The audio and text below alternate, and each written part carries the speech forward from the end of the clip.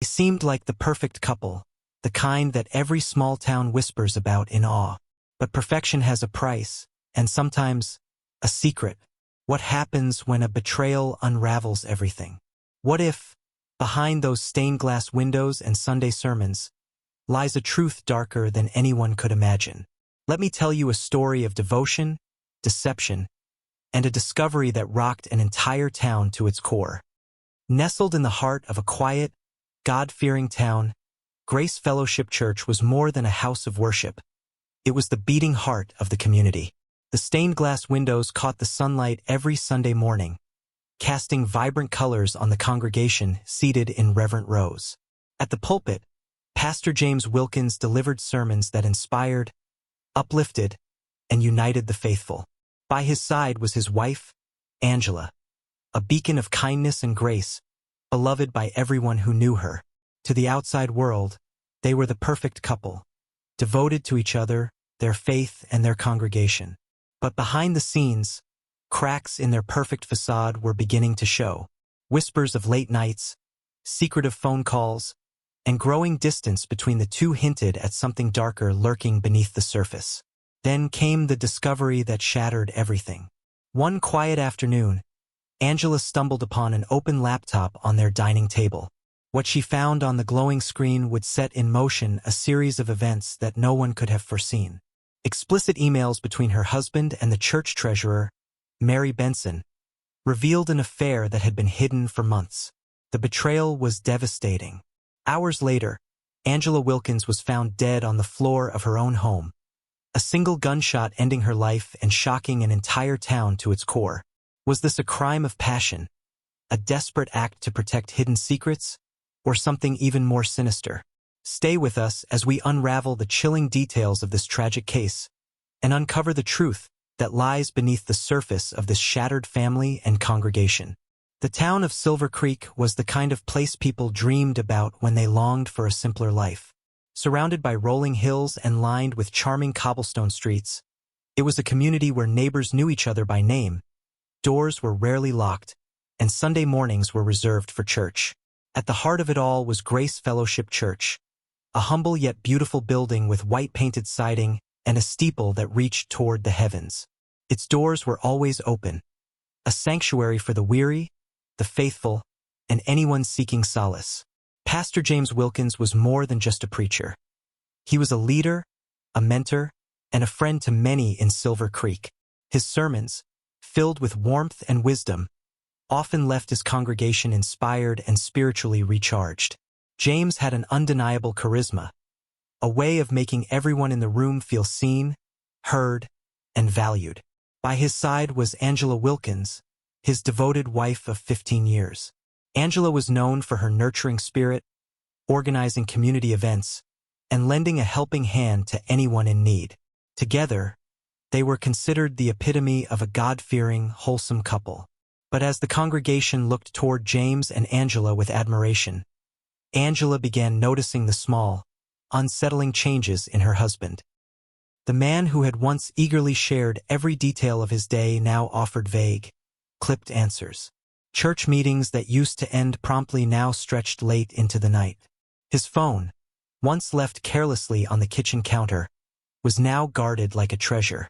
When Angela asked about his long hours or the furtive glances at his phone, James brushed her off with a reassuring smile that no longer felt reassuring. For a while, Angela tried to silence the nagging feeling in her chest. After all, they were busy with church responsibilities, and stress could explain James's behavior. But as weeks turned into months, her unease grew. Friends noticed that Angela seemed quieter, her usual brightness dimmed. At night, she would sit alone in their living room, replaying little moments in her head. A nervous laugh from James, a late-night text that made him leave the room, and the name that had been coming up far too often lately. Mary Benson, the church treasurer. The cracks were small, almost imperceptible, but they were there. And Angela was beginning to see what others could not, or perhaps refused to believe, that beneath the picture-perfect exterior of the Wilkins family lay secrets threatening to break it all apart. It started as just another quiet afternoon in the Wilkins household. Angela sat at the dining table, sorting through a stack of mail while the faint hum of the dishwasher filled the room. She was distracted, her mind still replaying James's hurried departure that morning, mumbling something about an urgent church matter. He hadn't even touched the breakfast she'd prepared. On the far corner of the table sat his laptop, left open and glowing faintly. It wasn't unusual for James to leave it there. He often worked on sermons or responded to emails late into the night. Angela glanced at the screen, then quickly looked away. She wasn't the type to pry. Trust was the foundation of their marriage, or so she'd always believed. But something gnawed at her, an instinct she couldn't shake. Her heart began to pound as she considered the unthinkable. What if? She thought, her fingers trembling as she hovered over the trackpad. The email inbox was already open. Angela hesitated, guilt and dread twisting in her stomach. Was she crossing a line? But then she saw it. A subject line that made her blood run cold. Last night was unforgettable, Redheart.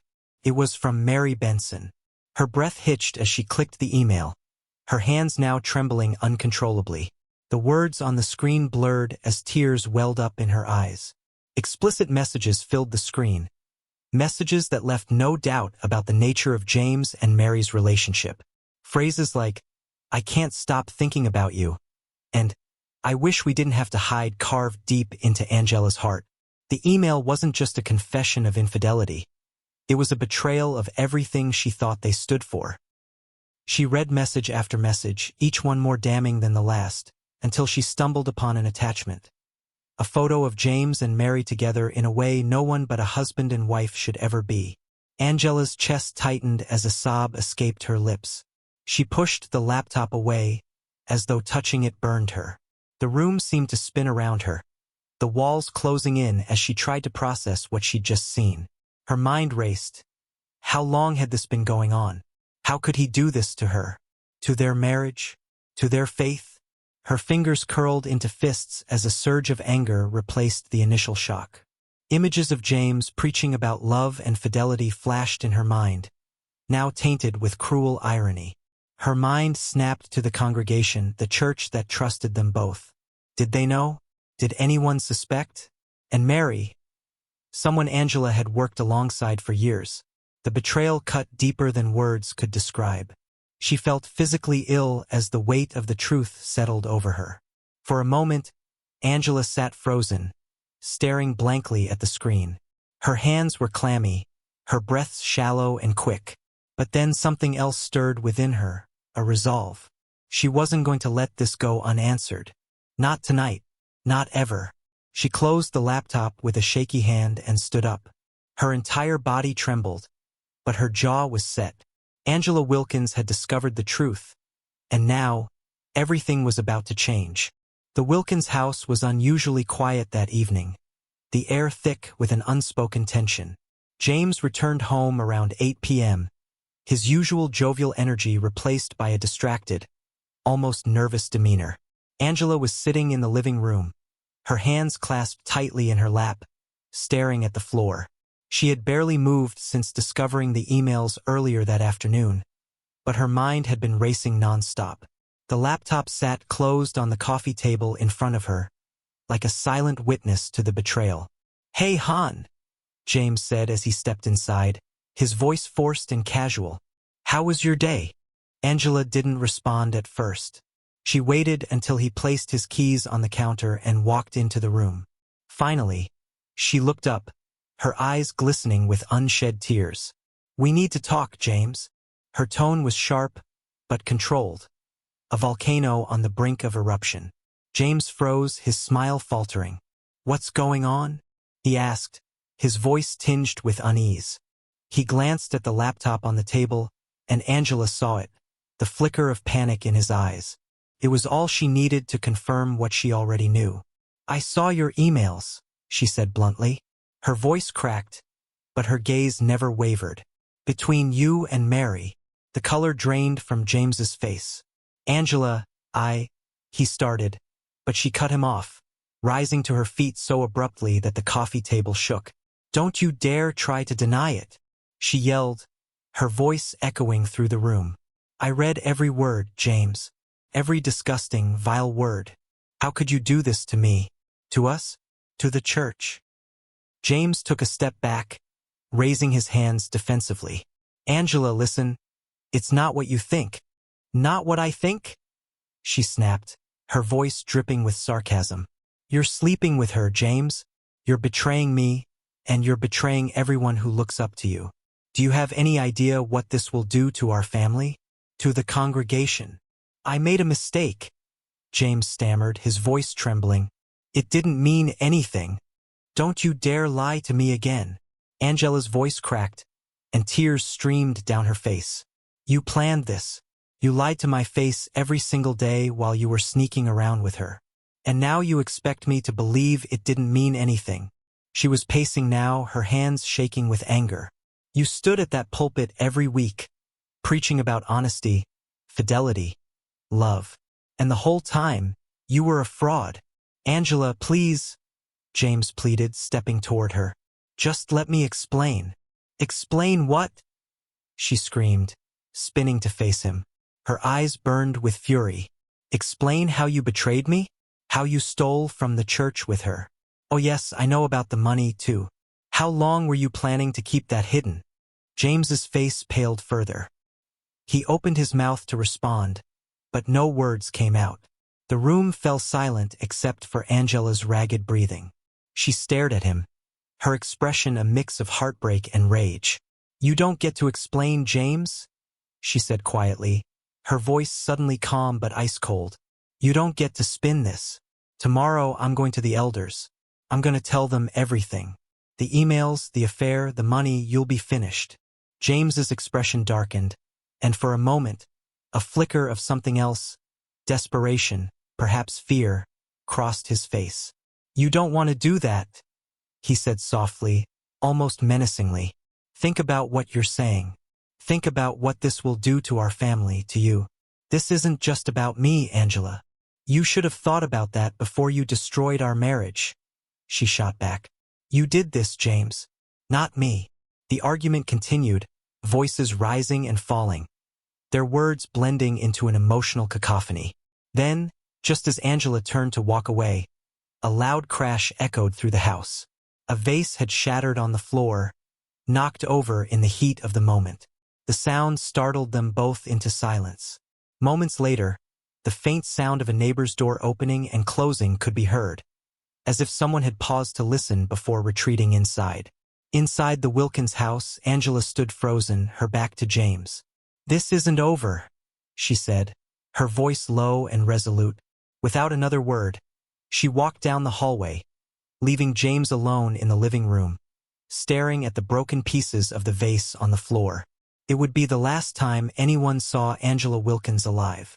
The early morning hours in Silver Creek were eerily quiet, with only the faint hum of crickets in the cool night air. That silence was shattered when the flashing red and blue lights of police cruisers illuminated the Wilkins house, their glow cutting through the pre-dawn darkness. Neighbors peeked from behind curtains and cracked doors as officers emerged from their vehicles, their faces grim and alert. The front door was ajar when the police arrived, a subtle yet chilling detail that hinted at the chaos within. Two officers approached cautiously, stepping onto the porch. The soft creak of the wooden floorboards under their boots seemed unnaturally loud against the stillness of the night. One officer knocked, his fist rapping sharply against the doorframe. "Police! Is anyone inside?" he called. No response. Inside, the house felt oppressively quiet. The faint scent of cleaning products lingered in the air, mingling with the acrid metallic tang that only a crime scene could carry. The officers stepped inside, their flashlights slicing through the darkness. The beam from one officer's flashlight swept across the living room and froze. Angela Wilkins lay sprawled on the floor, her body motionless and eerily still. She was dressed in the same outfit she had worn the night before, her hair now matted and disheveled. A dark stain spread beneath her, soaking into the pale carpet. Blood. A single gunshot wound to her chest had ended her life. Her eyes, half open, stared vacantly into the room, as though frozen in time. Nearby, a handgun rested on the floor, its barrel smeared with blood. The placement of the weapon appeared deliberate, almost staged. It wasn't far from Angela's hand, but just far enough to raise questions. One officer knelt down to examine the weapon while the other began documenting the scene, his camera's flash punctuating the darkness with bursts of light. "Clear the room," the lead investigator ordered as more officers entered the house. Police tape was quickly unspooled and secured around the perimeter. Outside, neighbors gathered in hushed groups, their murmurs carrying on the breeze as they speculated about what had unfolded inside the Wilkins' seemingly perfect home. James Wilkins was found upstairs, sitting at the edge of the bed in their shared bedroom. He appeared disheveled, his shirt untucked and his face pale. When the officers entered, he looked up at them, his expression unreadable, somewhere between shock and resignation. I didn't mean for this to happen," he muttered, his voice barely audible. Tears streaked his cheeks, but his tone lacked the kind of frantic panic one might expect. It was almost detached, mechanical. "Sir, we need you to come downstairs," one officer said firmly. James nodded and rose to his feet, his movements slow and deliberate. As he descended the staircase, his eyes flicked toward the living room, lingering for only a moment on Angela's lifeless body. His reaction was muted, too muted. It was a detail that did not go unnoticed by the officers. "The husband's demeanor is odd," one officer whispered to another.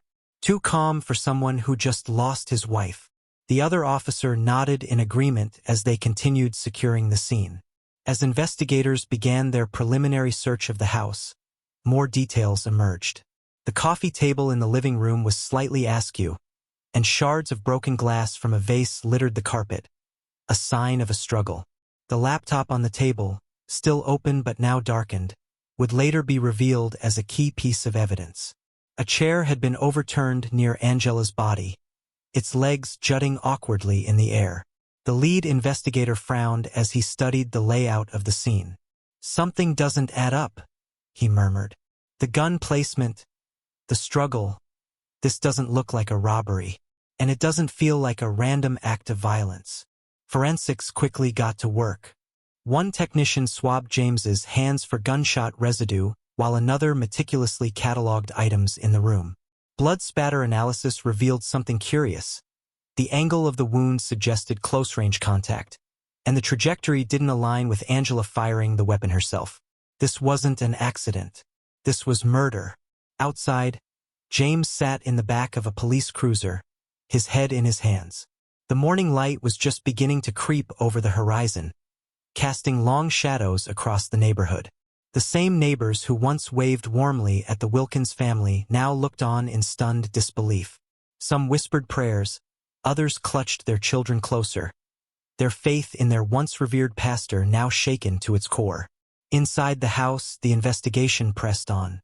The evidence was mounting, and one thing was becoming increasingly clear.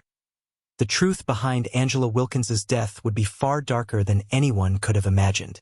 The investigation into Angela Wilkins's tragic death began almost immediately, with detectives working tirelessly to piece together the events leading up to that fateful night.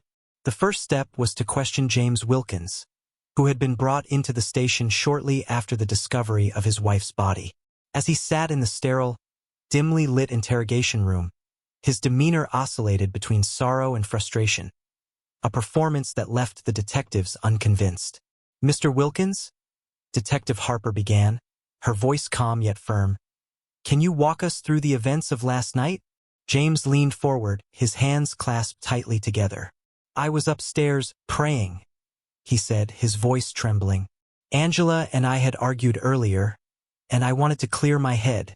I heard the gunshot, ran downstairs, and I found her like that."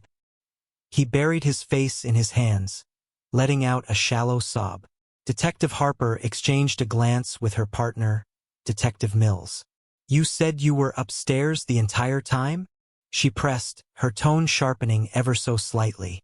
"Yes," James replied quickly, almost too quickly. "I had no idea. I didn't think." She was so upset. "We're going to run through this carefully, Mr. Wilkins," Mills said, leaning forward. Because the evidence we're collecting doesn't entirely match your story. James's head shot up, his eyes narrowing. What do you mean? Harper opened a folder and slid a document across the table. For starters, gunshot residue was found on your hands. If you were upstairs when the shot was fired, how do you explain that? James blinked, his mouth opening and closing as he fumbled for an answer. I must have touched the gun when I found her. I don't know, he stammered. And what about the blood spatter? Mills added. The patterns suggest you were within a few feet of Angela when the shot was fired. I told you I found her. James snapped, his frustration boiling over. I didn't kill my wife. The detectives remained stoic, unfazed by his outburst. Harper leaned back in her chair, her eyes fixed on James. We're just trying to understand the truth, Mr. Wilkins. And the truth has a way of revealing itself. Meanwhile, forensic investigators were making progress back at the Wilkins home. The placement of the gun, the angle of the wound, and the overturned furniture all painted a clear picture. There had been a struggle. The gunshot wound was consistent with close-range firing, and Angela's defensive wounds, scratches and bruises on her arms, suggested she had fought back. But against who? The investigation took a sharp turn when Angela's sister, who had been contacted to help identify some of her belongings, provided detectives with a critical piece of information. She told me she found something, the sister revealed, her voice quivering. Something about James and Mary Benson. Mary Benson, the church treasurer, had been a close friend of Angela's, or so it seemed. But Angela's discovery of the emails had thrown their relationship into a sinister new light. Investigators turned their attention to Mary, digging into her background and her connections to James. What they uncovered only deepened the mystery. Financial records revealed a series of questionable transactions involving the church's funds. Thousands of dollars had been funneled into a private account under both James's and Mary's names. The transactions had been disguised as routine expenses, repairs, donations, equipment purchases, but the amounts were far too large to go unnoticed for long. Angela, it seemed, had stumbled upon more than just an affair. She had uncovered a financial scandal that could destroy both James and Mary. Detectives brought Mary in for questioning. She arrived at the station dressed in a conservative blazer, her demeanor outwardly composed but with a nervous edge. I don't know what this is about, she said as she sat across from Harper and Mills, though her trembling hands betrayed her calm exterior. Mary, Harper began, her tone measured. We have records linking you and Pastor Wilkins to a private bank account containing over $50,000 of unaccounted church funds. Care to explain? Mary's face blanched. I don't know what you're talking about, she stammered. James handled most of the finances. I was just following his instructions. So you're saying you had no idea about the account? Mills asked, raising an eyebrow. Or the money? No. I knew about the account, but I thought it was for church expenses, she insisted, her voice growing shrill. I never questioned James. He told me it was legitimate. Harper leaned forward, her eyes narrowing. Did Angela know about this account? Did she confront either of you about it? Mary's eyes darted to the side, her composure slipping. I don't think so. She never said anything to me. But Angela's emails told a different story. Investigators recovered drafts on her laptop, a series of unsent messages addressed to the church elders, outlining both the affair and the financial misconduct. She had been preparing to expose everything, a decision that may have cost her life. As detectives pieced together the evidence, one question loomed large. Was Mary complicit in Angela's death? Or was James acting alone, desperate to silence his wife before she revealed the truth? The more they uncovered, the clearer it became that this was not just a crime of passion. It was a calculated attempt to cover up a web of lies, deceit, and corruption. The courtroom was packed to capacity, a sea of tense faces waiting for justice to unfold. It had been months since Angela Wilkins's tragic death, and the trial of Pastor James Wilkins had drawn attention not just from Silver Creek but from surrounding towns as well. Rows of Angela's family and church members sat on one side, their expressions a mix of grief, anger, and quiet determination. On the other side sat Mary Benson, her eyes downcast, trying to avoid the judgmental glares cast her way. In the middle of it all was James Wilkins, seated at the defense table, his face pale but composed, hands clasped tightly in front of him. "The state of your state versus James Wilkins," the court clerk announced, her voice cutting through the silence. "Charged with second-degree murder." The prosecutor, a sharp and no-nonsense woman named Christine Monroe, wasted no time laying out her case. "Ladies and gentlemen of the jury," she began, her voice steady and commanding, "this is not just a case of betrayal. This is a case of cold, calculated murder." She gestured toward James. "The evidence will show that Pastor Wilkins was leading a double life, one as a trusted leader of this community and another as an adulterer conspiring to embezzle money from his own church. And when his wife, Angela, discovered his lies and threatened to expose him, he silenced her permanently." Monroe's first witness was the lead investigator on the case, Detective Harper. She testified about the forensic evidence. The gunshot residue found on James's hands, the blood spatter patterns that suggested close-range firing, and the overturned furniture that indicated a struggle. "The scene was not consistent with a self-inflicted gunshot wound," Harper stated firmly. "This was a homicide." Next came Angela's sister, her voice trembling as she recounted the phone call Angela made just hours before her death. "She told me she had found emails," the sister testified, tears streaming down her face. "She said she was going to confront James and that she wasn't sure what would happen next." The prosecution's most damning evidence came in the form of the emails themselves, projected onto a large screen for the jury to see. Explicit messages between James and Mary Benson painted a picture of an affair steeped in deceit. Monroe read excerpts aloud, her voice heavy with emphasis. "This was not a fleeting mistake. This was a months-long betrayal. And when Angela uncovered it, James had everything to lose. And let us not forget the financial records," Monroe continued, pointing to documents that detailed the embezzlement of thousands of dollars in church funds. "Angela knew about this too. She was planning to tell the elders. The defendant had motive, opportunity, and means. There is no reasonable doubt." When Mary Benson was called to testify, the courtroom fell silent. She walked to the stand, her steps hesitant, her face streaked with tears. The air was thick with tension as she raised her right hand and swore to tell the truth. Monroe wasted no time. "Ms. Benson," she began, "can you confirm your relationship with Pastor Wilkins?"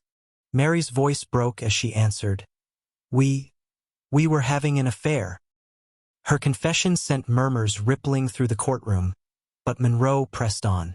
"Did you conspire with Pastor Wilkins to embezzle money from Grace Fellowship Church?" Mary hesitated, glancing toward James before nodding. "Yes, he told me it was for expenses. I didn't question him." "Did Angela confront you about this?" Monroe asked, her tone sharp. Mary shook her head. "No, she never spoke to me about it. But I knew she'd found out. James told me she'd found the emails." "And what did James say about that?" Monroe asked, stepping closer to the stand. Mary's voice was barely a whisper. He said he'd handle it." When it was the defense's turn, James's attorney, Martin Avery, sought to paint a very different picture. "What we have here," Avery said, addressing the jury, "is a tragedy, but it was not murder." Avery claimed that Angela's death was a terrible accident, a heated argument that spiraled out of control. James was trying to de-escalate, Avery argued. He never intended for Angela to die. He loved her. The defense called James to the stand, where he gave a tearful account of the night. "I was holding the gun," he admitted, "but it was an accident. We were arguing and she tried to grab it. It went off. I would never hurt Angela." Avery leaned into this narrative, suggesting that the gun discharged during a struggle. He pointed to the lack of premeditation, emphasizing James's clean criminal record and his years of service to the community. "This is a man who made mistakes, yes, but he is not a murderer." As the trial neared its conclusion, both sides delivered impassioned closing arguments. The prosecution urged the jury to focus on the overwhelming evidence: the motive, the forensic findings, and James's increasingly erratic behavior. Angela Wilkins was silenced because she was about to reveal the truth, Monroe declared. Don't let her voice go unheard. The defense, meanwhile, pleaded for compassion. This was a family falling apart under the weight of secrets, Avery said. But it was not murder. It was a tragic, irreversible mistake. The jury deliberated for 2 days.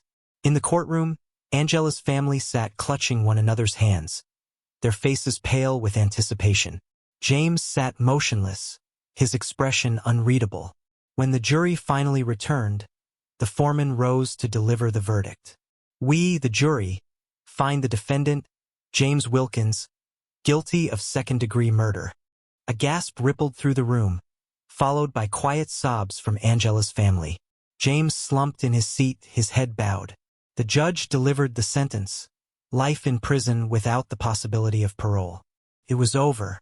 Outside the courthouse, Angela's sister spoke briefly to reporters. We lost Angela in the worst way imaginable, she said. But today she got justice. Angela Wilkins was more than just a pastor's wife. She was a mother, a sister, a friend, and a pillar of her community. Her kindness touched countless lives in Silver Creek, from organizing food drives for those in need to comforting grieving families in their darkest moments. Even after her tragic death, Angela's light continues to shine in the memories of those who loved her. Her death left a void not just in her family but in the entire community. Grace Fellowship Church, once a place of hope and unity, now bears the weight of scandal and sorrow. Congregants who once looked to James Wilkins for guidance are left grappling with feelings of betrayal. How could the man they trusted with their faith be capable of such deception and violence? Angela's story is a painful reminder of how secrets, no matter how well hidden, can unravel lives. Could this tragedy have been prevented? If Angela hadn't uncovered those emails, would she still be alive? Or was this outcome inevitable in a web of lies spun too tightly? Was this truly a crime of passion, a desperate act in the heat of the moment? Or was it something colder, more calculated and sinister? These are the questions that haunt those left behind, and they are the questions we now leave to you. What do you think truly happened that night? Share your thoughts and theories in the comments below, because every voice matters when trying to piece together the truth. Angela's legacy is a testament to the strength of love and integrity. She stood for truth even when it came at the highest cost. Her story teaches us that sometimes the brightest lights can be extinguished by the shadows of betrayal, but her memory will never fade. And perhaps most chilling of all, her story reminds us that sometimes the darkest secrets hide where we least expect them. Thank you for joining us today. If you found Angela's story as heartbreaking and thought-provoking as we did, please consider liking this video, subscribing to our channel, and sharing your thoughts below. Until next time, stay safe, and remember, the truth always finds its way to the light.